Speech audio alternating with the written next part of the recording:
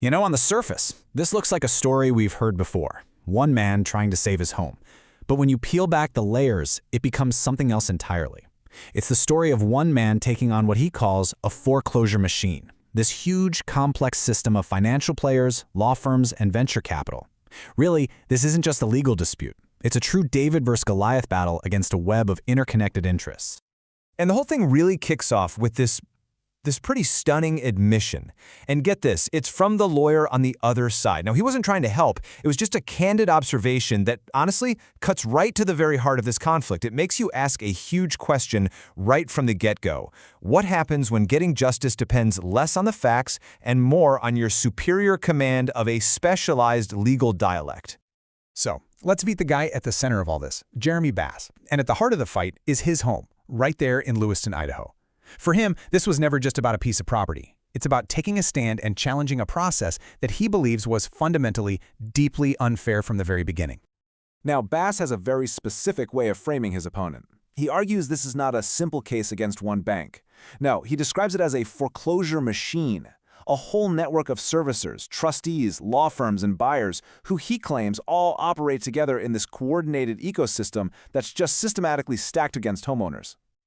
Okay, so the story really comes to a head at the foreclosure auction. The technical term is a trustee's sale. This is the big moment, right? This is when the property is supposed to change hands. But according to Bass, this was no fair, open auction. He alleges it was a fixed event, just rotten with collusion and intimidation. And the allegations? Well, they get personal. And they get personal fast. Bass claims that literally moments before the auction was set to begin, a representative for a developer tried to pressure him, tried to coerce him into selling the house on the spot. And the guy allegedly did it while boasting that the public auction was already rigged and that Bass had zero chance of winning. And this right here, this lays out the foundation of his whole legal challenge. He points to this string of massive red flags. Buyers who are allegedly coordinating with the trustee before the auction. The fact that only 2 other bidders even showed up, who he claims were working together. That coercion attempt we just talked about. And, maybe the most damning thing of all, the presence of pre-printed checks. And here it is. This is the number, $165,346.71. This wasn't just a random number. It was the exact winning bid amount, pre-printed on cashier's checks that the buyers brought with them. So the question Bass raises is a really powerful one. In a supposedly competitive public auction, how could anyone possibly know the winning bid, down to the penny, before it even starts? This whole thing really boils down to a super important legal concept, the bona fide purchaser. It's a status that protects a buyer who buys a property in good faith, without knowing about any problems with the title. But Bass argues the buyers here couldn't possibly have been bona fide because they were on what's called inquiry notice. His physical presence there, holding signs declaring the auction was fixed, plus all the other highly suspicious stuff, he claims that should have been a giant flashing sign to them that something was deeply wrong. But the problems, the alleged problems, didn't just pop up on auction day, oh no. To really get the full picture, you have to rewind. We have to go back years into this tangled, confusing, and what Bass calls a totally fraudulent trail of paperwork. So this timeline helps simplify a really messy history. Back in 2009, a document called a letter of full reconveyance was officially recorded.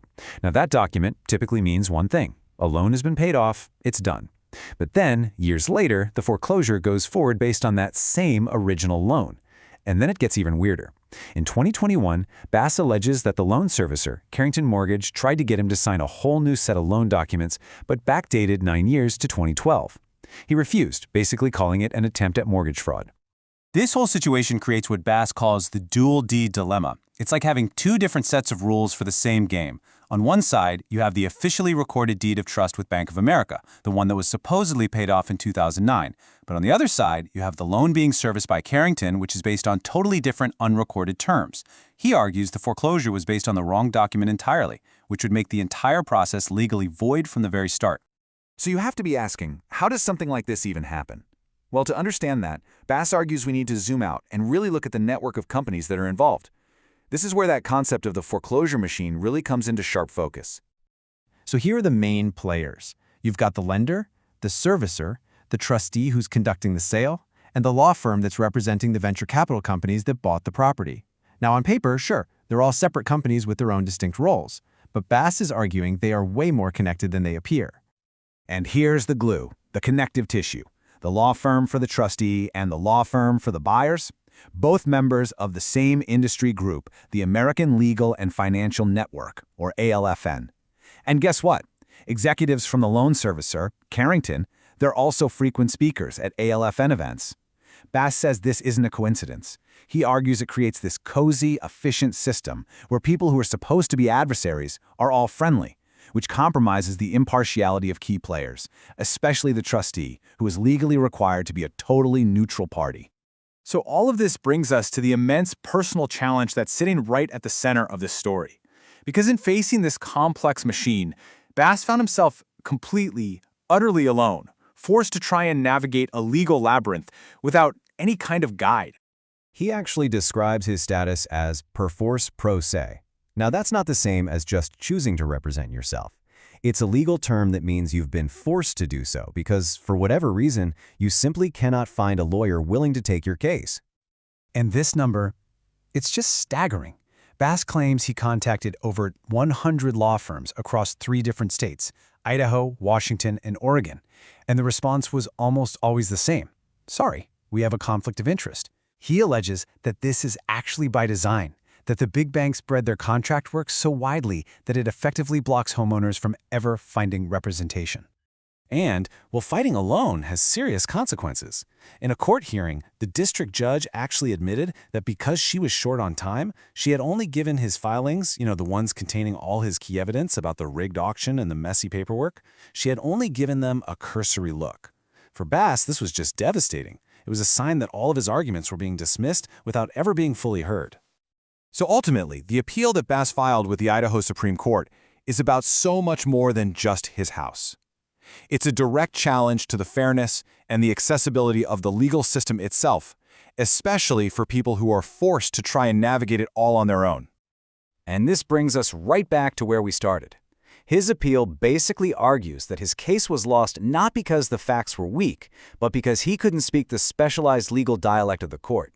It's an incredibly powerful argument that basically throws the opposing counsel's own words right back at the system. This whole case, with its tangled web of paperwork and allegations of collusion, it really leaves us with a profound and, frankly, unsettling question.